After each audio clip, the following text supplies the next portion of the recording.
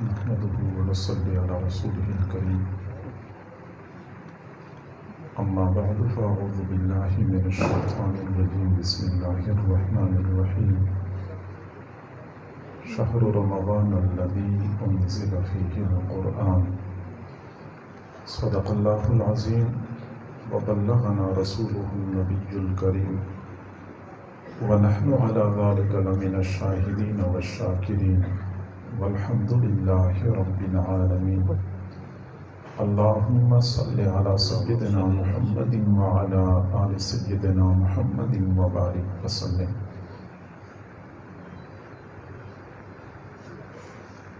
رمضان المبارک کا مہینہ اللہ رب العزت کی رحمتوں کا خزینہ ہے. حضرت علی رضی اللہ تعالی عنہ فرمایا کرتے تھے کہ اگر اللہ نے اس امت کو عذاب دینا ہوتا تو رمضان کا مہینہ عطا نہ کرتا. رمضان کا مہینہ عطا ہو جانا اس بات کی دلیل ہے کہ اللہ نے اس امت کی مغفرت کا فیصلہ فرمایا ہے. مادی دنیا میں ہم دیکھتے ہیں کہ جب بارش برستی ہے اس سے پہلے ٹھنڈی ہوا چلنا شروع ہو جاتی ہے. وہ ہوا اپنے ساتھ بادلوں کو لاتی ہے، بادل چھا جاتے ہیں تو بارش برسنا شروع ہو جاتی ہے. روحانی دنیا میں بھی ہمیں یہی ترتیب نظر آتی ہے. چنانچہ رمضان المبارک کے مہینے میں اللہ کی رحمتیں برسنی ہوتی ہیں. اس سے 2 مہینے پہلے جب رجب کا چاند طلوع ہوتا ہے تو رحمتوں کی ٹھنڈی ہوا چلنا شروع ہو جاتی ہے. شعبان المعظم میں رحمتوں کے بادل چھا جاتے ہیں اور رمضان المبارک میں رحمتوں کی بارش برستی ہے. ہم چونکہ کور چشم ہیں ہمیں تو محسوس نہیں ہوتا، لیکن وہ لوگ جن کی من کی آنکھیں بینا ہوتی ہیں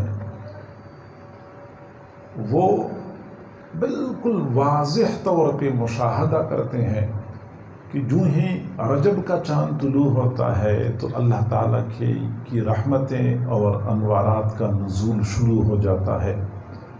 اگرچہ اس وقت یہ نزول اتنا تیز نہیں ہوتا، لیکن ہر گزرتے دن کے ساتھ انوارات میں رحمتوں میں کثرت آتی رہتی ہے. حضرت خواجہ مجدد الفسانی رحمۃ اللہ علیہ نے فرمایا کہ جب سورج طلوع ہوتا ہے تو اس سے 1.5-2 گھنٹے پہلے آسمان کے مشرقی کناروں پہ روشنی نمودار ہو جاتی ہے جس کو ہم صبح صادق کہتے ہیں. یہ روشنی در حقیقت سورج طلوع ہونے کا پیغام ہوتا ہے. شروع میں وہ روشنی بالکل ہلکی ہوتی ہے لیکن اس میں آہستہ آہستہ تیزی آتی ہے. ہر گزرتے لمحے کے ساتھ اس میں شدت آتی ہے، یہاں تک کہ سورج طلوع ہونے سے چند لمحے پہلے وہ روشنی اتنی تیز ہو جاتی ہے یوں محسوس ہوتا ہے جیسا کہ بعینہ ہی سورج طلوع ہو چکا ہو. وہ فرماتے ہیں کہ بالکل اسی طرح رمضان المبارک سے پہلے رجب کا چاند طلوع ہوتا ہے، حقیقت میں رحمتوں کا سورج طلوع ہو جاتا ہے. وہ روشنی نمودار ہوتی ہے اور ہر گزرتے دن کے ساتھ اس میں اضافہ ہوتا ہے، اس میں تیزی آتی ہے، یہاں تک کہ رمضان المبارک سے چند دن پہلے وہ رحمتیں اتنے عروج پہ ہوتی ہیں اللہ والوں کو نظر آ رہا ہوتا ہے، یوں محسوس ہوتا ہے جیسا کہ بعینہ ہی رمضان المبارک کا مہینہ شروع ہو چکا. چونکہ رمضان المبارک کے ساتھ شعبان اور شعبان کے ساتھ رجب کا ایک زبردست ربط ہے، زبردست تعلق ہے. یہی وجہ ہے کہ جب رجب کا چاند طلوع ہو جاتا تھا تو حضور صلی اللہ علیہ وسلم الی رمضان، اللہ ہمارے لیے رجب اور شعبان کے مہینے میں برکت نازل فرما، ہمیں خیریت کے ساتھ رمضان تک پہنچا. تو رجب کا چاند طلوع ہوتی ہی آپ صلی اللہ علیہ وسلم اپنے لیے رجب اور شعبان میں برکت کی دعائیں مانگنا شروع کر دیتے تھے۔ معلوم ہوتا ہے کہ رجب اور شعبان کو رمضان کے ساتھ ایک زبردست مناسبت ہے، اور یہی وجہ ہے کہ حضرات علماء کرام فرماتے ہیں کہ جو بندہ چاہتا ہے کہ مجھے رمضان المبارک کی رحمتوں میں سے وافر حصہ مل جائے، اس پر لازم ہے کہ وہ رجب اور شعبان کی قدر کرے۔ جس نے رجب اور شعبان کی قدر کر لی وہ رمضان کی رحمتوں میں سے وافر حصہ پائے گا۔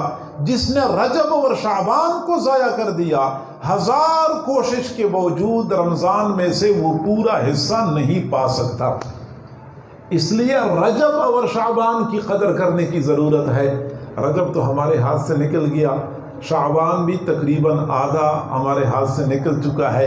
یہ جو بقیہ چند دن باقی ہیں، ہم ان دنوں سے فائدہ اٹھائیں، ان دنوں سے فائدہ اٹھائیں تاکہ رمضان المبارک کی رحمتوں میں سے ہمیں پورا حصہ نصیب ہو جائے۔ رمضان المبارک کی آمد سے پہلے جو لوگ شوق اشتیاق کے ساتھ رمضان کا انتظار کرتے ہیں ان کو رمضان کی رحمتوں میں سے پورا حصہ ملتا ہے۔ جتنا زیادہ اشتیاق کے ساتھ، جتنا زیادہ شوق کے ساتھ انتظار کریں گے اتنا ہی زیادہ وافر حصہ ملے گا۔ چنانچہ حضور صلی اللہ علیہ وسلم کا معمول یہی تھا کہ رجب کا چاند طلوع ہوتا تھا، دعائیں مانگنا شروع کر دیتے تھے کہ ہمیں رمضان شریف تک خیریت سے پہنچا۔ اشتیاق زیادہ ہوتا تھا، شوق زیادہ ہوتا تھا۔ حضرت عائشہ صدیقہ رضی اللہ تعالی عنہ فرماتی ہیں کہ رمضان المبارک کے علاوہ سال کے 11 مہینوں میں سے جس مہینے میں آپ صلی اللہ علیہ وسلم سب سے زیادہ روزے رکھا کرتے تھے وہ شعبان کا مہینہ ہوتا تھا۔ حضرت عائشہ صدیقہ رضی اللہ تعالی عنہ فرماتی ہیں کہ حضور صلی اللہ علیہ وسلم شعبان کے ایام کو جس اہتمام کے ساتھ گنتے تھے اس اہتمام سے کسی اور مہینے کی تاریخوں کو نہیں گنتے تھے۔ شعبان کی تاریخوں کو زیادہ اہتمام سے گنتے تھے۔ آج یکم شعبان ہے، یعنی رمضان میں 29 دن باقی ہیں۔ آج 2 شعبان ہے، رمضان میں 28 دن باقی ہیں۔ آج 3 شعبان ہے، رمضان میں 27 دن باقی ہیں۔ یعنی ایک ایک دن گن گن کے آپ صلی اللہ علیہ وسلم بےتابی کے ساتھ رمضان المبارک کا انتظار کیا کرتے تھے۔ سلف صالحین کا معمول کیا ہوتا تھا۔ حضرت خواجہ مجدد الفسانی رحمۃ اللہ علیہ فرماتے ہیں کہ اسلاف کا طریقہ یہ ہوتا تھا کہ رمضان المبارک کے آنے میں ابھی 6 مہینے باقی ہوتے تھے، وہ رمضان کی آمد کے لیے دعائیں مانگنا شروع کر دیتے تھے، اللہ ہمیں خیریت کے ساتھ رمضان تک پہنچا۔ اور رمضان شریف اس اہتمام سے گزارا کرتے تھے کہ رمضان کے بعد 6 مہینے تک اپنے سینوں میں رمضان کے انوارات محسوس کیا کرتے تھے۔ اور حقیقت یہی ہے کہ مہمان کے لیے دل میں قدر جتنی زیادہ ہوتی ہے اتنی ہی پہلے سے تیاریاں شروع کی جاتی ہیں۔ کتنے سارے لوگ ایسے ہوتے ہیں جن کے گھر میں ان کے استاد نے آنا ہوتا ہے، شیخ مرشد نے آنا ہوتا ہے، تو 1 ہفتہ پہلے سے تیاری شروع کر دیتے ہیں کہ ہمارے حضرت نے ہمارے گھر آنا ہے۔ چنانچہ دروازے صاف کیے جا رہے ہوتے ہیں، بیڈ شیٹ تبدیل ہو رہے ہوتے ہیں، پردوں کی دھلائی ہو رہی ہوتی، کیا کہ ہمارے حضرت نے ہمارے پاس آنا ہے۔ 1 ہفتہ پہلے سے تیاری شروع کر دیتے ہیں۔ کئی سارے لوگ ایسے بھی ہوتے ہیں کہ حضرت کے آنے سے 1 دن پہلے تیاری کرتے ہیں۔ کل ہمارے پاس حضرت نے آنا ہے، لہٰذا جھاڑو اچھی طرح دے دے اور فرش کی دھلائی کر دے، دروازے صاف کر لے، واش روم صاف کر لیں، بس اتنا ہوتا ہے۔ اور کئی سارے بیچارے ایسے ہوتے ہیں، کہتے ہیں ہمارے حضرت بس اڈے میں پہنچ گئے ہیں یا ایئرپورٹ پہنچ گئے ہیں تو لہٰذا میں ان کو لینے جا رہا ہوں، اور بیوی سے کہہ دیتے ہیں کہ آپ ذرا بیٹے کو ٹھیک کر دیں، میرے حضرت آ رہے ہیں۔ اب جتنی قدر زیادہ ہوتی ہے اسی حساب سے بندہ پہلے سے تیاری کرتا ہے، پہلے سے اشتیاق کا مظاہرہ کرتا ہے۔ تو جن کے دلوں میں اللہ کی طرف سے آئے ہوئے اس مہمان کی جتنی زیادہ قدر ہوتی ہے اتنی دیر پہلے وہ اس کا انتظار کرتے ہیں۔ اب آپ صلی اللہ علیہ وسلم تو یکم شعبان سے دن گننا شروع کر دیتے تھے. ہمارا حال یہ ہوتا ہے کہ شعبان کا مہینہ عام مہینوں کی طرح غفلت کے ساتھ گزر رہا ہوتا ہے. 29 شعبان کو اچانک ہمیں جھٹکا لگتا ہے کہ ہائے یہ کیا ہوا، آج رات ہم نے تراویح پڑھنی ہے اور کل ہمارا روزہ ہونا ہے. ایسے جیسے بندہ نیند سے بیدار ہو جاتا ہے. تو اس انداز سے رمضان کا استقبال کرنے والے کبھی بھی رمضان میں سے حصہ نہیں پا سکتے. وہی لوگ حصہ پاتے ہیں جو ایک مہینہ پہلے سے دن گن گن کے رمضان کی آمد کا انتظار کرتے ہیں. اب کتنے لوگ ایسے ہوں گے جن سے پوچھا جائے کہ آج شعبان کی کون سی تاریخ ہے اور رمضان میں کتنے دن باقی ہیں، شاید کئی لوگوں کو پتہ نہ ہو، کیونکہ ہمیں کوئی دلچسپی نہیں ہے، ہمیں کوئی شوق ہی نہیں ہے رمضان کی آمد کا. اس لیے ہمارے دلوں میں کوئی بےتابی اور بے قراری نہیں ہے. ایک تو ہمیں چاہیے کہ رمضان کی آمد سے پہلے دعائیں مانگا کریں کہ اللہ ہمیں خیریت کے ساتھ رمضان تک پہنچا دے. ہمارے ایک ساتھی ہیں، عالم ہیں، وہ کہتے ہیں میری دادی ہیں، ان کی عمر 80 سال سے زیادہ ہے، اور وہ مجھے کہہ رہی تھی کہ بیٹا میری عمر زیادہ ہو گئی ہے، صحت ٹھیک نہیں ہے، بس آپ اللہ سے میرے لیے دعا کریں کہ اللہ مجھے صحت سلامتی کے ساتھ رکھے، کیونکہ رمضان آ رہا ہے تاکہ میں رمضان کے روزے رکھ سکوں. اب 80 سال سے زیادہ عمر ہے، وہ دعائیں کروا رہی ہے کہ بیٹا آپ عالم ہیں، آپ میرے لیے دعا کریں کہ میری صحت صحیح رہے تاکہ میں رمضان کے روزے رکھ سکوں. اب کچھ لوگ تو ایسے ہیں اور کچھ بیچارے ایسے ہیں جو بالکل صحت مند ہٹے کٹے ہوتے ہیں، لیکن رمضان کی آمد سے پہلے کسی ڈاکٹر سے رابطے کر رہے ہوتے ہیں تاکہ کوئی نہ کوئی دوائی مجھے مل جائے اور مجھے رمضان کے روزے چھوڑنے کا بہانہ نصیب ہو جائے. فرق ہوتا ہے میرے بھائیو. یہ ایک مہینہ ہے جو سال میں ایک مرتبہ آتا ہے، قسمت والوں کو نصیب ہو جاتا ہے. ہمیں چاہیے کہ ہم رمضان شریف کے آنے سے پہلے خوشی کا اظہار کریں، اشتیاق کا اظہار کریں کہ اللہ تیرا شکر ہے ہمیں ایک مرتبہ پھر رمضان کے قریب پہنچا دیا ہے، اب ہمیں خیریت کے ساتھ رمضان تک پہنچا دے. اور اگلی بات یہ کہ رمضان کی آمد سے پہلے ہم تیاری کر لیں. تیاری کیا کرنی ہوتی ہے، جس نے زیادہ تیاری کر لی وہ زیادہ حصہ پائے گا، اور جس نے تیاری نہیں کی اس کو حصہ نہیں ملے گا. مدینہ منورہ میں جب غزوہ تبوک میں حضرات صحابہ کرام چلے گئے اور منافقین نہیں گئے. اب اللہ تعالیٰ نے فرمایا کہ ان کا پہلے سے پروگرام ہی نہیں تھا. وَلَوْ أَرَادُوا الْخُرُوجَ لَأَعَدُّوا لَهُ عُدَّةً، اگر ان کا نکلنے کا ارادہ ہوتا تو پہلے سے تیاری کرتے. یہ تیاری نہ کرنا اس بات کی دلیل ہے کہ ان کا ارادہ ہی نہیں ہے. تو جب بھی کسی بندے نے نیک عمل کا ارادہ کر لیا تو ارادے کی دلیل یہ ہوگی کہ وہ بندہ فوراً تیاری شروع کرے گا. تو شروع سے تیاری کرنا یہ بذات خود ایک محمود اور مستحسن امر ہے. ہم رمضان کی آمد سے پہلے کیا تیاری کریں؟ ایک تو ہم مادی تیاری کریں. مادی تیاری سے یہ مراد ہے کہ مسجد ہے تو مسجد میں نمازیوں کی تعداد بڑھ جاتی ہے، تو ذرا پنکھے وغیرہ سارے ٹھیک ہو جائیں، صفائی ہو جائے، لائٹ صحیح ہو جائیں، وضو خانے کی ٹوٹیاں، واش روم، دروازے، بیت الخلاء وغیرہ سب کچھ صحیح ہو جائے. ہو سکے تو ذرا سفیدی اور وائٹ واش وغیرہ کر لیا جائے. کیوں یہ تیاریاں ہو رہی ہیں؟ یہ مسجد کے دروازوں کا رنگ روغن کیوں ہو رہا ہے؟ بھائی رمضان آ رہا ہے. قالین کیوں صاف ہو رہا ہے؟ کیوں دھوئے جا رہے ہیں؟ جی ہاں، رمضان آ رہا ہے. جب اس طریقے سے ہم رمضان کی تیاری کریں گے تو ہمارے اوپر اس کا ایک نفسیاتی اثر ہوگا کہ واقعی کوئی بڑا مہینہ آ رہا ہے، کوئی بابرکت وقت ہمارے اوپر آ رہا ہے. تو آنے والے نمازی بھی ذہنی طور پہ تیار ہوں گے. کوئی نہ کوئی تبدیلی تو آنی چاہیے نا. اگر دریاں میلی ہو چکی ہیں تو دریوں کی دھلائی ہو جائے، ٹوٹیاں ٹھیک نہیں ہیں تو ٹوٹیاں ٹھیک ہو جائیں، پنکھے ٹھیک ہو جائیں، جہاں پہ لائٹوں کا مسئلہ ہے. یہ ساری تیاریاں ہمارے اوپر مثبت اثرات ڈالتی ہیں. اسی طریقے سے رمضان المبارک میں ہم پورا سال تو قرآن پاک کھولتے نہیں ہیں. رمضان میں کم از کم ہم تلاوت شروع کر دیتے ہیں تو قرآن پاک کا نیا نسخہ گھر میں لے کے آ گئے، مسواک اور ٹوپی اور تسبیح کا انتظام کر لیا. اب یہ ساری چیزیں ایک مسلمان کے ساتھ کل وقتی اثاثہ ہونا چاہیے، لیکن ہم غافل ہیں، نہیں کر سکتے. کم از کم رمضان کی آمد سے پہلے یہ قرآن پاک کا مصحف، نسخہ، تسبیح اور ٹوپی اور مسواک اور یہ چیزیں لائی جا رہی ہیں. کیا ہوا؟ رمضان کا مہینہ آ رہا ہے، اس کا ہمارے اوپر نفسیاتی اثر پڑے گا، ہمارے دلوں میں رمضان کی قدر بڑھے گی اور ہم نیک اعمال کے لیے ذہنی طور پہ تیار ہو جائیں گے۔ یہ ہے مادی تیاری۔ ایک ہے روحانی تیاری۔ روحانی تیاری میں سے پہلا کام یہ ہے کہ ہم رمضان المبارک سے پہلے ابھی سے اپنے آپ کو نیک اعمال کے ساتھ مانوس کر لیں۔ ہوتا یہ ہے کہ رمضان سے پہلے ہمارے بڑے جذبات ہوتے ہیں کہ اس دفعہ رمضان آیا نا تو میں نے روزانہ 10 پارے تلاوت کرنی ہے، بڑا جذبہ ہوتا ہے، بڑا پروگرام بنایا ہوتا ہے، لیکن جب یکم رمضان ہو جائے ہم قرآن پاک کھولتے ہیں بڑے جوش جذبے میں کہ میں نے 10 پارے تلاوت کرنی ہے، ابھی ایک پاؤ ہی پڑا ہوتا ہے کہ گردن دکھنا شروع ہو جاتی ہے، کمر بھی تھک جاتی ہے، پھر دائیں بائیں دیکھ رہے ہوتے ہیں کہ ابھی تو میں نے ایک پاؤ پڑا ہے اور ابھی میں نے 10 پارے مکمل کرنے ہیں، اور جب ایک پارا مکمل کرتے ہیں تو ہماری ہمت جواب دے جاتی ہے، ہم ہاتھ کھڑے کر دیتے ہیں کہ 10 پارے تلاوت کرنا ہمارے بس کا روگ نہیں ہے۔ ایسا کیوں ہوتا ہے؟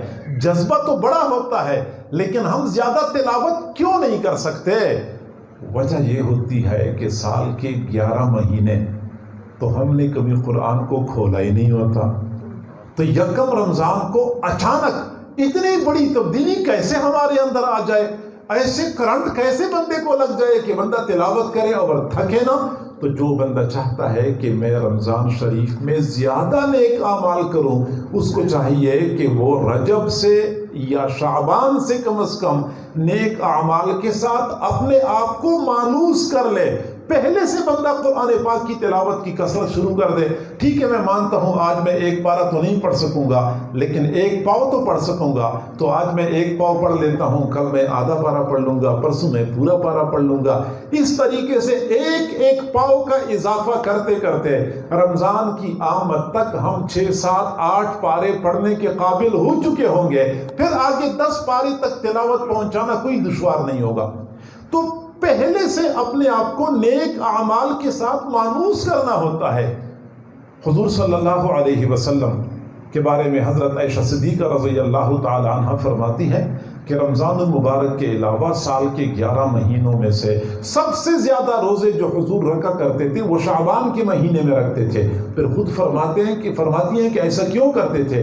استعدادا لرمضان، رمضان کی تیاری کرنے کے لیے آپ شعبان میں زیادہ روزے رکھتے تھے۔ مقصد یہ تھا کہ شعبان میں زیادہ روزے رکھوں تاکہ رمضان کے روزوں کے لیے میں ابھی سے ذہنی طور پہ تیار ہو جاؤں، اپنے آپ کو مانوس کر دوں۔ آپ لوگوں نے کبھی غور کیا ہے ہمارے ہاں جب یکم رمضان میں ہم پہلا روزہ رکھتے ہیں اس دن ہماری حالت عجیب ہوتی ہے، یوں محسوس ہوتا ہے جیسے پوری دنیا کا روزہ صرف اسی ایک بندے نے رکھا ہوا ہے، اور غصے کی حالت میں ہوتے ہیں، بچوں کو ڈانٹ رہے ہوتے ہیں، بیوی پر غصہ نکال رہے ہوتے ہیں، دکاندار ہوتے ہیں تو گھاٹ کے ساتھ الجھ رہے ہوتے ہیں، ایسا دماغ خراب ہوتا ہے، روزہ رکھا ہوا ہے۔ اور روزہ اتنا بڑا مسئلہ ہمارے لیے بن گیا، حالانکہ اللہ والے تو روزے رکھتے ہیں، ایسے مانوس ہوتے ہیں، اب پرواہ نہیں ہوتی۔ ہمارے اوپر اتنا بوجھ کیوں بن جاتا ہے؟ اس لیے کہ سال کے 11 مہینے تو ہم نے کبھی روزہ رکھا نہیں ہوتا، لہٰذا پہلے دن، دوسرے دن، تیسرے دن تو ہم کسی کام کے قابل نہیں ہوتے۔ روزہ رکھا ہوتا ہے تو میرے بھائیوں ابھی سے روزے رکھنا شروع کر دیں، کثرت سے شعبان کے مہینے میں روزے رکھا کریں، جیسا کہ حضور صلی اللہ علیہ وسلم رکھتے تھے رمضان کی تیاری کے لیے۔ رمضان المبارک سے 2-3 دن پہلے روزے رکھنا ممنوع ہے، کیونکہ ہم اگر اس وقت روزے رکھیں گے تو رمضان کے لیے کمزوری ہو جائے گی، لہٰذا رمضان کی آمد سے 2-3 دن پہلے روزے رکھنا ممنوع ہے۔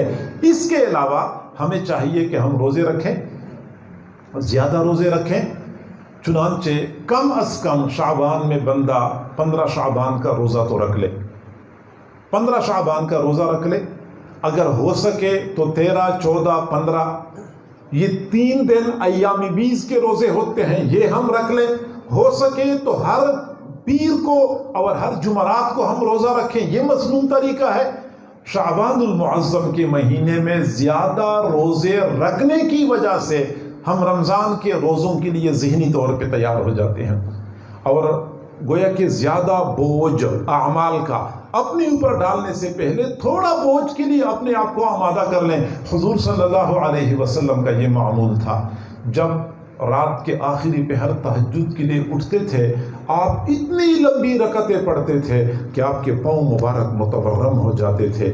لیکن پتہ ہے کہ آپ کی ان لمبی رکعتوں کی ترتیب کیا ہوتی تھی؟ حدیث شریف میں آتا ہے کہ آپ تہجد کی شروع کی 2 رکعتیں بالکل مختصر کر کے پڑھتے تھے، اس کے بعد کی 2 رکعتیں ذرا لمبی کر کے پڑھتے تھے، اس کے بعد کی 2 رکعتیں اور لمبی کر کے پڑھتے تھے، اس کے بعد کی 2 رکعتیں اور زیادہ لمبی کر کے پڑھتے تھے۔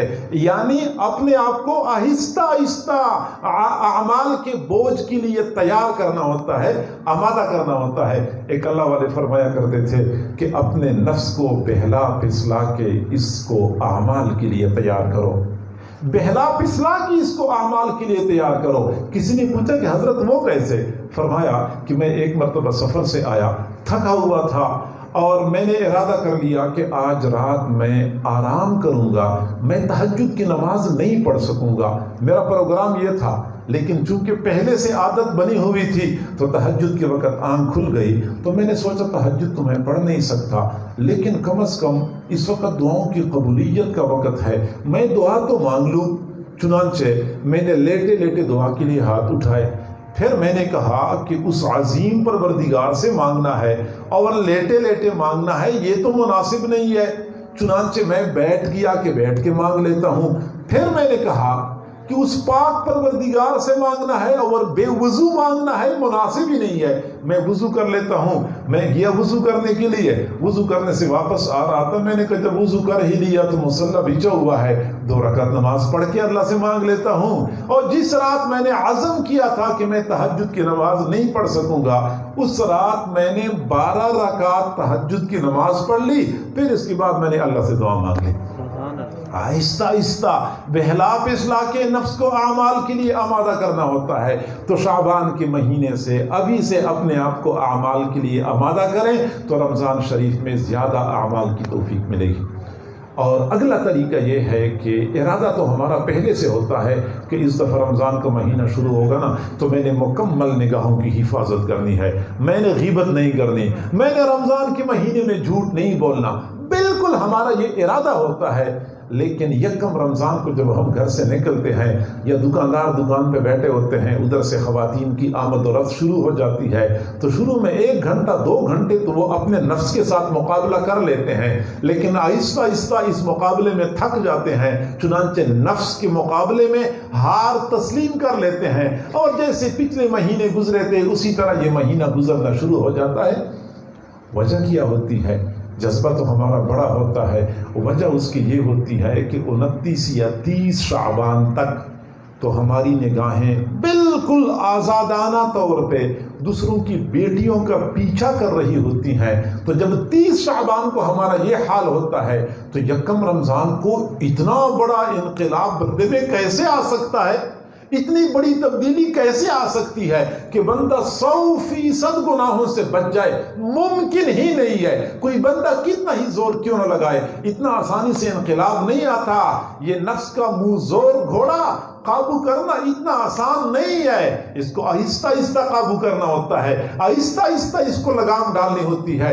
ابھی سے آپ لوگ عزم کر لیں، میں نے کل سے نگاہوں کی حفاظت کرنی ہے۔ میں مانتا ہوں ہم 100% حفاظت نہیں کر سکیں گے، لیکن 10% تو کر لیں گے نا۔ اب ہم کل 10% کر لیں گے، 90% بے احتیاطی ہو جائے گی، اگلے دن ہم 20% کر لیں گے، 80% بے احتیاطی ہو جائے گی، اگلے دن ہم 30% حفاظت کر لیں گے، 70% بے احتیاطی ہو جائے گی۔ یوں تھوڑا تھوڑا کر کے، آہستہ آہستہ کر کے ہم نفس کی منہ زور گھوڑے کو قابو کر لیں گے، گناہوں سے بچنا ہمارے لیے آسان ہو جائے گا۔ رمضان المبارک کا مہینہ ہمارا گناہوں سے پاک صاف گزر جائے گا۔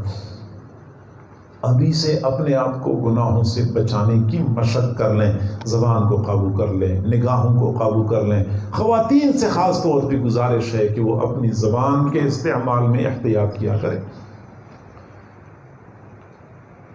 اور رمضان المبارک کی تیاری کے سلسلے میں اگلی بات سمجھ لیں کہ ہے تو یہ بڑا برکتوں والا مہینہ۔ یہ رمضان المبارک کا ایک مہینہ ایک بندے کی زندگی میں سنگ میل کی حیثیت رکھتا ہے، یہ بندے کی زندگی میں انقلاب برپا کرنے کے لیے کافی ہے۔ اور ایسا ہی تھا پرانے زمانے میں جب رمضان کا مہینہ گزرتا تھا تو لوگوں کے دلوں میں انقلاب برپا ہو چکا ہوتا تھا۔ اس زمانے میں جب دو بندوں کا موازنہ کرنا ہوتا تھا کہ یہ بندہ بہتر ہے یا یہ بندہ بہتر ہے، تو اس کا فیصلہ کرنے کے لیے یہ پوچھتے تھے کہ اس بندے کو زندگی میں کتنے رمضان ملے ہیں، اس کو زندگی میں کتنے رمضان ملے ہیں۔ ظاہری بات ہے کہ جس بندے کو زندگی میں زیادہ رمضان گزارنے کو ملے ہوں گے وہ زیادہ بہتر ہوگا۔ تو گویا کہ اس زمانے میں کسی بندی کی فضیلت کا معیار یہ ہوتا تھا کہ اس کو زندگی میں زیادہ رمضان گزارنے کو ملے ہیں۔ ہماری بدقسمتی ہے، رمضان سے پہلے شعبان میں ہم جیسے ہوتے ہیں رمضان میں اسی طرح ہوتے ہیں، رمضان گزر جاتا ہے شوال میں بھی اسی طرح ہوتے ہیں۔ رمضان ہماری زندگیوں میں کوئی انقلاب برپا نہیں کرتا، کوئی تبدیلی نہیں لاتا۔ اس کی وجہ کیا ہے؟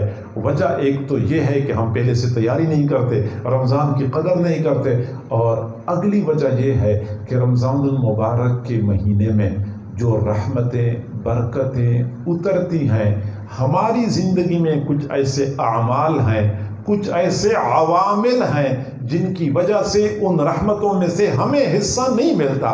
دائیں بائیں والوں کو تو حصہ مل جاتا ہے، ہم رحمت سے محروم ہوتے ہیں۔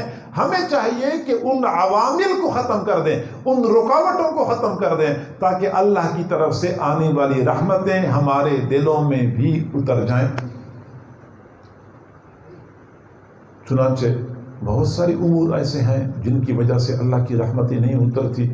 صاف صحیح حدیث سے ثابت ہے، بخاری شریف کی روایت ہے کہ جس گھر میں تصویر ہوتی ہے اس گھر میں رحمت کے فرشتے نہیں اترتے۔ جاندار کی تصویر ہوتی ہے، رحمت کے فرشتے نہیں اترتے۔ ہمیں چاہیے کہ سال کے 12 مہینے اپنے گھروں کو تصاویر سے پاک صاف رکھیں۔ نہیں کر سکتے، کم از کم 1 مہینے کے لیے تو تصویروں کو بکسوں کے اندر رکھ دیں، گھر کو تصاویر سے پاک صاف رکھیں۔ اسی طریقے سے جس گھر میں گھنٹی کی آواز ہوتی ہے، بخاری شریف کی روایت ہے، حضور صلی اللہ علیہ وسلم نے فرمایا کہ جانوروں کو سواری کے لیے جو قافلے والے استعمال کرتے ہیں، کسی جانور کے گلے میں گھنٹی ہوتی ہے تو پورے قافلے کے ساتھ رحمت کے فرشتے نہیں جاتے، کیونکہ جانور کے گلے میں گھنٹی ہے۔ وہ گھنٹی کی آواز اتنی پرکشش تو نہیں ہوتی، لیکن پھر بھی اللہ کو اتنی ناپسند ہے، فرشتوں کو یہ آواز اتنی ناپسند ہے کہ اس قافلے کا ساتھ چھوڑ جاتے ہیں جس قافلے میں جانور کے گلے میں گھنٹی ہوتی ہے، حالانکہ وہ اتنی پرکشش آواز نہیں ہوتی۔ جبکہ ہمارے گھروں میں جو ہر وقت میوزک کا سلسلہ چل رہا ہوتا ہے، یا ہمارے موبائلوں کے اوپر گھنٹی کے طور پہ ہم میوزک چلاتے ہیں، گانے چلاتے ہیں، تو ان حالات میں ہمارے گھروں میں ہماری ذات کے ساتھ رحمتوں کے فرشتے کیسے ہوں گے؟ لہٰذا رحمتوں کا راستہ تو اس میوزک نے روکا ہوا ہے، ان ساز باجوں نے رحمت کا راستہ روکا ہوا ہے۔ ہمیں اس سے اجتناب کرنا چاہیے۔ اسی طریقے سے جس گھر میں خاتون ننگے سر پھرتی ہے اس گھر میں رحمت کے فرشتے داخل نہیں ہوتے۔ یہ فرشتے بڑے باحیا ہوتے ہیں، یہ بے حیا نہیں ہوتے۔ جب بھی کوئی بے حیائی والا موقع ان کو نظر آتا ہے فوراً سائڈ پہ ہو جاتے ہیں۔ تو جس گھر میں خواتین ننگے سر پھیرتی ہیں، کبھی کبھار سر سے دوپٹہ ہٹ گیا تو پھر تو گنجائش موجود ہوتی ہے، لیکن مستقل عادت بنانا اور ہر وقت گھر میں ننگے سر پھیرتے رہنا، یہ رحمتوں کے دروازے ہم پر بند کر دیتا ہے۔ اجتناب کرنا چاہیے۔ اسی طریقے سے اگر ہم نے اپنے عزیز و اقارب کے ساتھ قطع تعلقی کر رکھی ہے، اس قطع تعلقی کی وجہ سے بھی اللہ کی رحمتیں اترنا بند ہو جاتی ہیں۔ آپ کو معلوم ہے حضور صلی اللہ علیہ وسلم نے فرمایا شب بارات میں 15 شعبان کی رات میں اللہ تعالی بنو کلب قبیلے کی بھیڑ بکریوں کے بالوں کے برابر گناہگاروں کی بخشش فرما دیتے ہیں۔ 1 بکری کے بال نہیں، 2 بکریوں کے نہیں، 100 کے نہیں، بنو کلب قبیلہ بھیڑ بکریاں پالنے میں پورے عرب میں شہرت رکھتا تھا۔ فرمایا کہ اس قبیلے کی بھیڑ بکریوں کے بالوں کے برابر گناہگاروں کی بخشش ہو جاتی ہے۔ لیکن اس کے باوجود وہ 2 مسلمان بھائی جو کسی وجہ سے آپس میں ناراض ہوئے، کینہ رکھا ہوا ہے دلوں میں، ایک دوسرے کے ساتھ قطع تعلقی کر چکے ہیں، وہ اس رات بھی اللہ کی رحمت سے محروم رہتے ہیں۔ یہ کون ہیں؟ اسلامی بھائی ہیں، ان کا آپس میں کوئی خونی رشتہ نہیں ہے، صرف اسلامی رشتے والے ایک دوسرے کے ساتھ سلام کلام ختم کر دیتے ہیں، شب برات میں بھی مغفرت اور رحمت سے محروم رہتے ہیں۔ تو جو لوگ اپنے عزیز و اقارب کے ساتھ قطع رحمی کر رہے ہوتے ہیں وہ تو دوہرا گناہ کر رہے ہوتے ہیں۔ ایک مسلمان کے ساتھ قطع تعلقی، ایک قطع رحمی کا گناہ ہوتا ہے، یہ دوہرا گناہ ہوتا ہے، وہ تو اس سے بھی بڑے جرم کا ارتکاب کر رہے ہوتے ہیں، تو ان کی مغفرت کیسے ہو سکتی ہے؟ تو جب رحمتیں اتنے عروج پہ ہوتی ہیں یہ لوگ ان رحمتوں سے بھی محروم رہتے ہیں، تو رمضان المبارک کی رحمتوں سے بھی وہ لوگ محروم رہتے ہیں۔ ہم اگر چاہتے ہیں کہ رمضان کی رحمتوں میں سے ہمیں حصہ ملے، اس سے پہلے وہ دو مسلمان بھائی جنہوں نے آپس میں کسی وجہ سے ناراضگی کی ہوئی ہے اور قطع تعلقی کر چکے ہیں، ایک دوسرے کے ساتھ معافی تلافی کر لیں۔ اسی طریقے سے جو عزیز و اقارب کے درمیان قطع رحمی ہو چکی ہے، تعلقات ختم ہو چکے ہیں، ان کو چاہیے کہ ایک دوسرے کے ساتھ تعلقات بحال کر دیں تاکہ دونوں فریقوں کو اللہ کی رحمتوں میں سے حصہ مل جائے۔ حضرت عبداللہ بن ابی اوفا رضی اللہ تعالی عنہ فرماتے ہیں کہ حجۃ الوداع کا موقع تھا، ہم حضور صلی اللہ علیہ وسلم کی معیت میں عرفات کے میدان میں تھے۔ آپ صلی اللہ علیہ وسلم نے فرمایا، ہماری اس مجمع میں اگر کوئی ایک بندہ کسی کے اپنے عزیز و اقارب کے ساتھ قطع رحمی کر چکا ہے، وہ ہمارے مجمع سے نکل جائے، مجلس سے اٹھ جائے۔ کوئی نہیں اٹھا، صرف ایک نوجوان اٹھ کے چلا گیا، دور خواتین بیٹھی ہوئی تھی، ان کے پاس گیا، وہاں سے تھوڑی دیر بعد واپس آیا تو آپ صلی اللہ علیہ وسلم نے فرمایا، بھائی آپ کہاں گئے تھے اور کیسے واپس آئے؟ عرض کیا کہ اللہ کے نبی، جب آپ نے فرمایا قطع رحمی کرنے والا ہماری مجلس سے اٹھ کے چلا جائے تو مجھے یاد آیا کہ میری ایک خالہ ہیں جن کے ساتھ میری بول چال بند ہے، میں چلا گیا، میں نے اپنی خالہ کو سلام کیا، خالہ نے مجھے سلام کا جواب دیا، میں نے خالہ کو دعا دی، خالہ نے مجھے دعا دی، یوں میں اپنی خالہ کے ساتھ تعلقات بحال کر کے آ چکا ہوں۔ آپ صلی اللہ علیہ وسلم نے فرمایا، آپ نے بہت اچھا کیا، آپ نے بہت اچھا کیا۔ جس مجلس میں ایک بندہ قطع رحمی کرنے والا ہوتا ہے، پوری مجلس اللہ کی رحمت سے محروم رہتی ہے۔ وہ کون سی مجلس تھی؟ وہ حجۃ الوداع کا موقع تھا، وہ عرفات کا میدان تھا۔ آپ صلی اللہ علیہ وسلم 1.25 لاکھ صحابہ کرام کے درمیان بنفس نفیس موجود تھے، لیکن اگر ایک بندہ پوری مجلس میں عزیز و اقارب کے ساتھ قطع رحمی کرنے والا ہے، فرمایا پوری مجلس اللہ کی رحمت سے محروم رہتی ہے۔ تو ہمارے ہاں تو ایک گھر کے سارے افراد نے ساتھ والے چچا کے گھر کے سارے افراد کے ساتھ قطع رحمی کی ہوتی ہے، تو پھر ایسے لوگ اللہ کی رحمتوں میں سے کیسے حصہ پا سکتے ہیں؟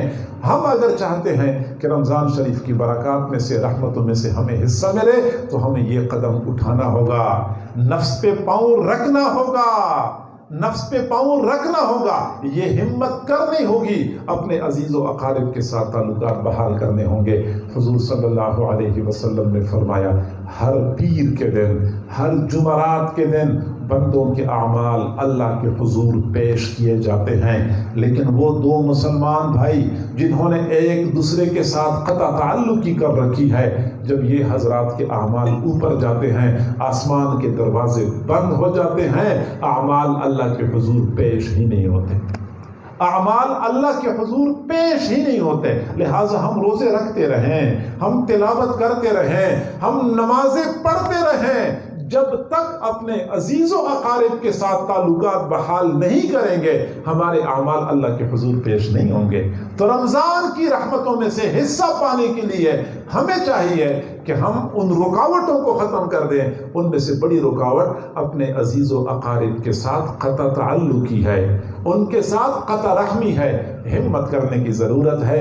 ہمیں اچھی طرح پتہ ہے کہ ہم میں سے کن کن کے ساتھ ہمارے تعلقات خراب ہیں۔ خواتین سے میں خاص طور پہ گزارش کروں گا کہ اپنے خاندان میں، اپنی برادری میں نفرتوں کو ختم کرنے میں، محبتوں کو رواج دینے میں کردار ادا کریں، چونکہ مشاہدہ یہ ہے کہ خواتین کا کردار اس معاملے میں بڑا فیصلہ کن ہوتا ہے۔ خواتین اگر چاہیں تو دو سگے بھائیوں کو ایک دوسرے کے خون کا پیاسا بنا دیں، اگر یہ چاہیں تو دو اجنبی بندے کو ایک دوسرے پر جان نچھاور کرنے والا بنا دیں۔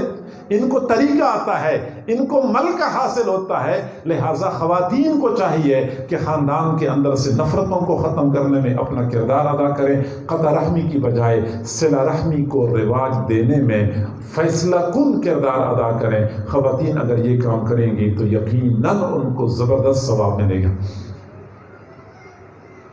یہ کچھ رکاوٹیں ہیں جو رحمت کے اترنے میں حائل بن جاتی ہیں۔ رمضان المبارک کی تیاری کے حوالے سے اگلا کام جو ہم نے کرنا ہے وہ یہ کہ اگر ہم نے کوئی دور کا سفر کرنا ہے تو رمضان سے پہلے ہم وہ سفر کر لیں، تاکہ رمضان کے مہینے میں سفر کی نوبت نہ آئے، کیونکہ سفر کی نوبت جب آتی ہے بندے کا روزہ متاثر ہو جاتا ہے، تراویح متاثر ہو جاتی ہے، سارے معمولات متاثر ہو جاتے ہیں۔ وہ سفر پہلے سے کر لیں تاکہ رمضان ہم سکون سے اپنے گھر میں پورا گزار سکیں۔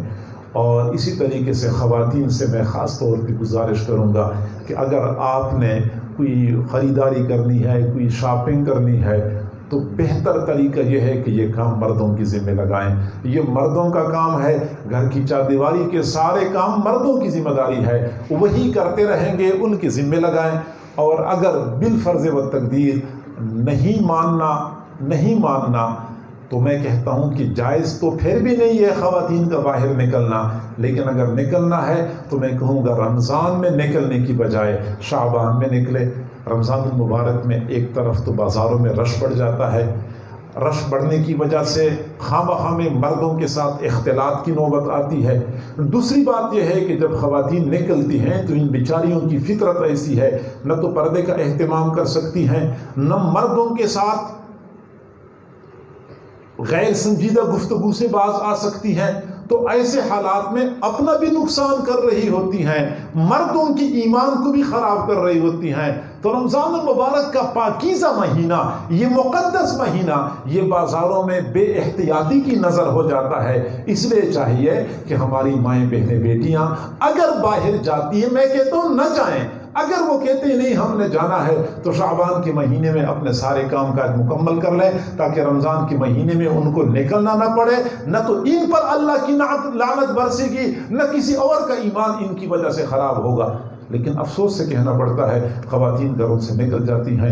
صحیح حدیث سے ثابت ہے جب بھی کوئی خاتون گھر سے باہر نکلتی ہے غیر ضروری کام کے لیے، پھر پردہ بھی نہیں کرتی، جو ہی گھر سے باہر قدم رکھتی ہے تو اللہ کے فرشتے لعنت بھیجنا شروع کر دیتے ہیں، گھنٹہ 2 گھنٹے باہر پھر رہی ہوتی ہے، اللہ کی فرشتے اس پر لعنت بھیج رہے ہوتے ہیں۔ تو ایسے روزے کی کیا برکات ہمیں ملے گی، ایسے رمضان کی کیا اثرات ہمیں نصیب ہوں گے جب رب کے فرشتے ہم پر لعنت بھیجیں گے۔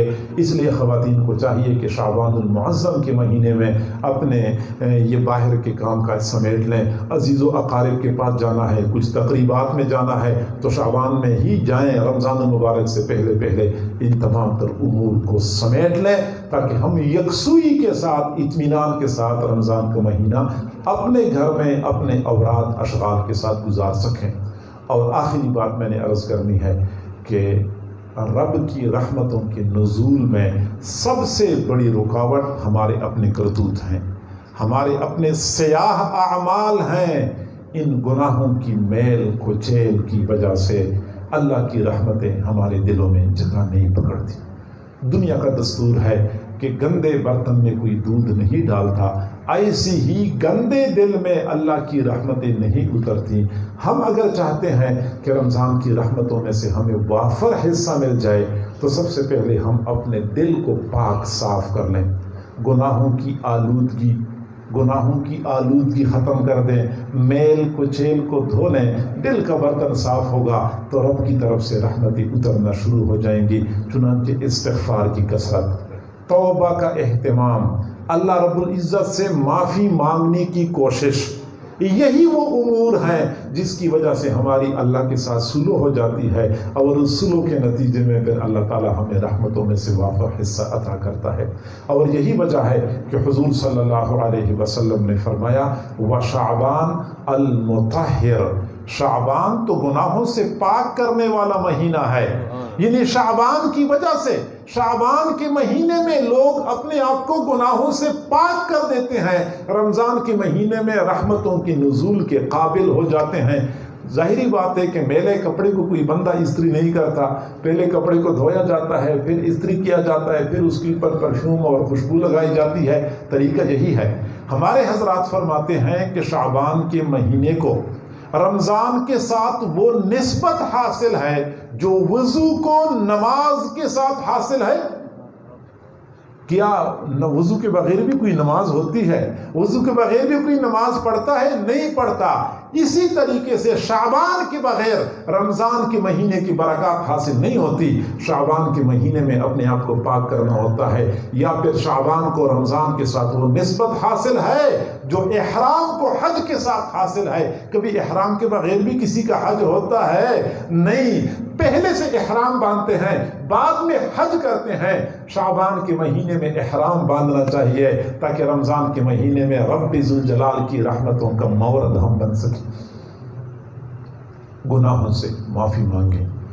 دنیا والوں سے ہم معافی مانگتے ہیں تو نخرے کرتے ہیں، معاف نہیں کرتے، معاف کرتے بھی ہیں تو بعد میں احسان جتلاتے رہتے ہیں۔ میرے رب کا معاملہ منفرد اور جداگانہ ہے۔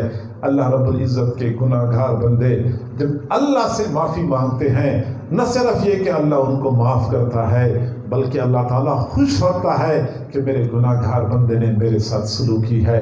حضور صلی اللہ علیہ وسلم نے یہ بات ایک مثال کے ذریعے سمجھائی ہے۔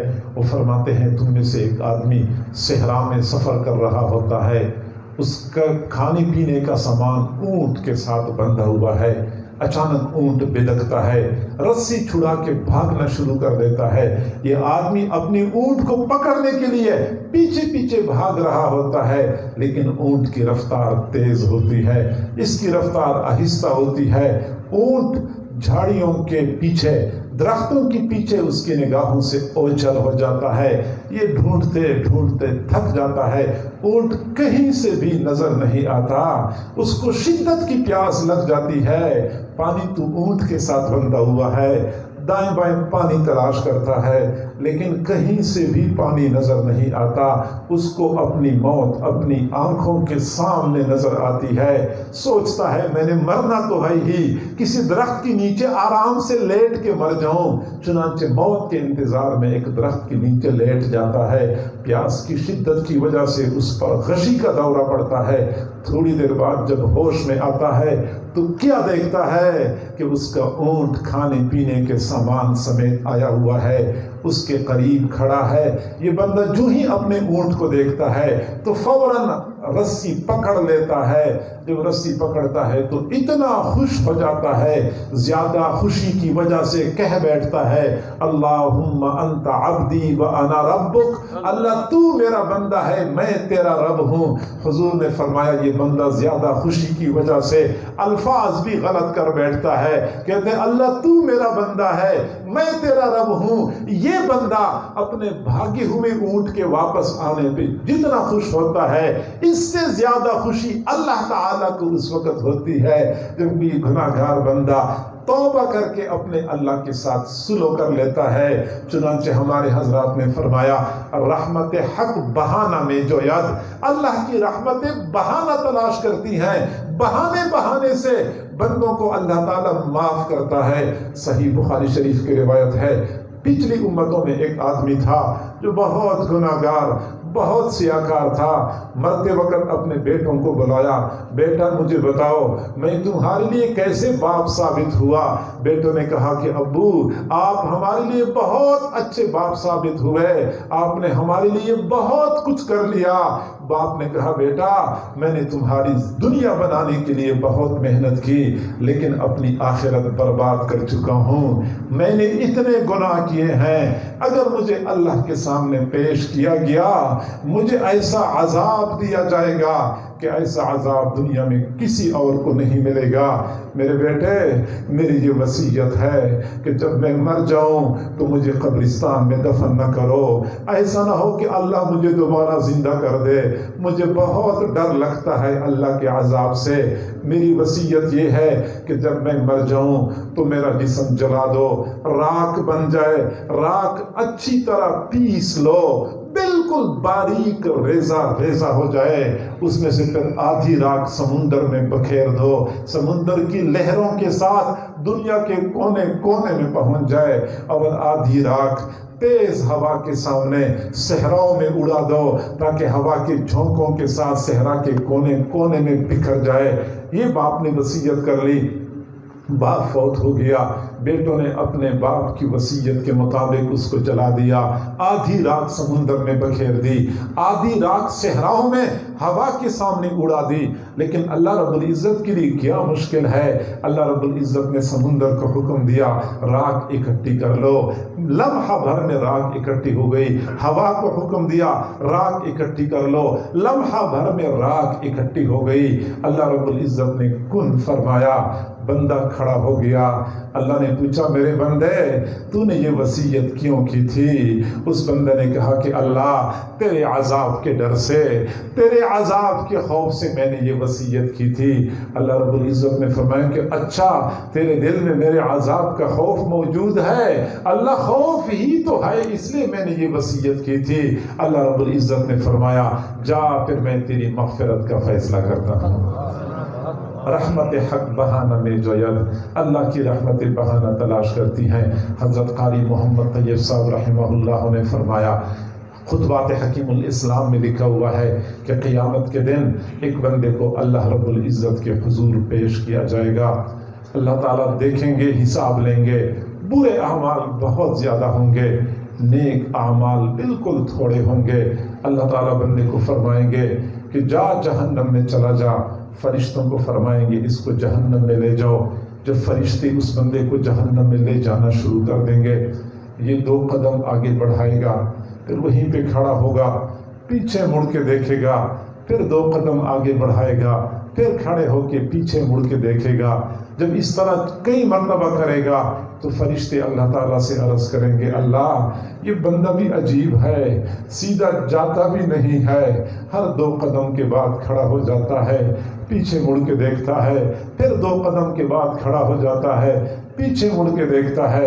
اللہ تعالیٰ فرمائیں گے میرے بندے کو واپس میرے پاس لے آؤ۔ جب بندے کو واپس لایا جائے گا تو اللہ تعالیٰ پوچھیں گے، میرے بندے تو بار بار پیچھے مڑ مڑ کے کیوں دیکھ رہا ہے؟ وہ بندہ کہے گا، اللہ دنیا میں علماء سے سنا تھا کہ اللہ کی رحمت ہر چیز سے زیادہ وسیع ہے، جب میں نے اس وقت دیکھا میرے گناہ آسمان کے ستاروں سے زیادہ ہیں، زمین کی ریت کے ذرات سے زیادہ ہیں، سمندر کے پانی کے قطرات سے زیادہ ہیں، میرے گناہ تیری رحمتوں سے تو زیادہ نہیں ہیں۔ جب تو نے مجھے حکم دیا کہ جہنم میں چلا جا، میں روانہ تو ہو گیا لیکن مجھے امید لاحق ہو گئی، شاید اب اللہ کی رحمت متوجہ ہو جائے۔ پھر میں نے تیری طرف مڑ کے دیکھا، شاید اب کہہ دے کہ بندہ پیچھے آ جا، واپس آ جا، لیکن آپ نے کوئی اشارہ نہیں کیا۔ میں نے پھر 2 قدم آگے بڑھائے، پھر پیچھے مڑ کے دیکھا، شاید اب اللہ کو مجھ پہ ترس آ جائے، لیکن آپ نے مجھے نہیں بلایا۔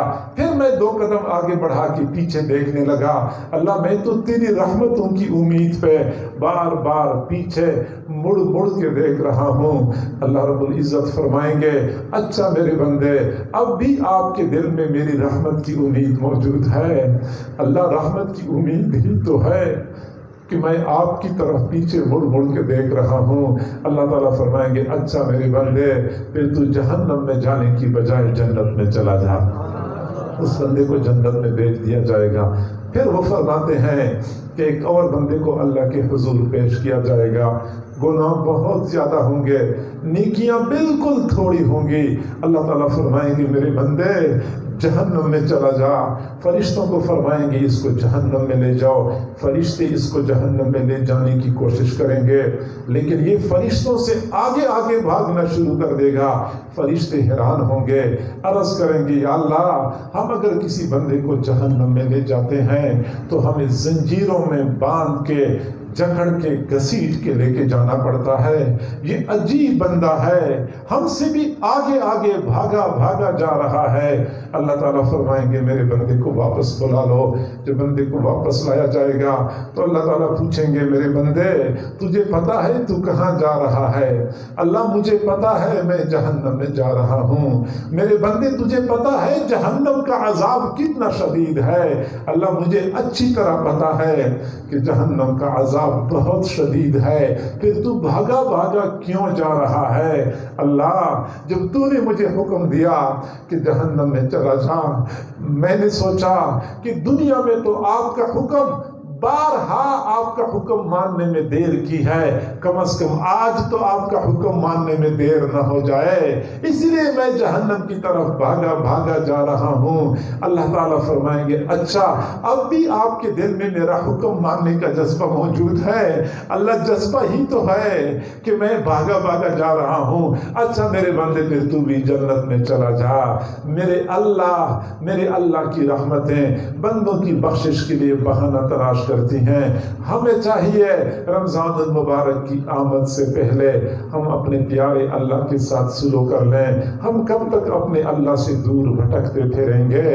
کب تک اللہ کے حکموں کو پاؤں تلے رونتے رہیں گے؟ آخر ایک نہ ایک دن تو ہم نے اللہ کی طرف رجوع کرنا ہے.